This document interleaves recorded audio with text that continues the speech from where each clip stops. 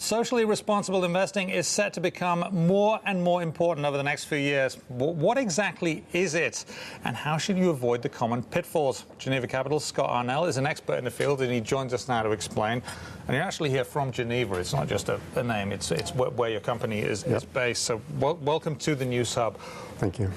What is socially responsible investing, and why should I care? The objectives are to achieve competitive returns while advancing, though, the values of the institution or the investors. So one example is exclusion. That's the largest category, what you just referred to. It's called negative screening.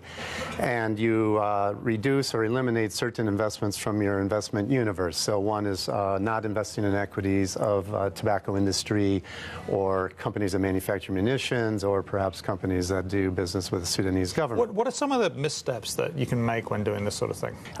If you're going to introduce this data into your investment process, then your investment decisions are only as good as the data that you put in.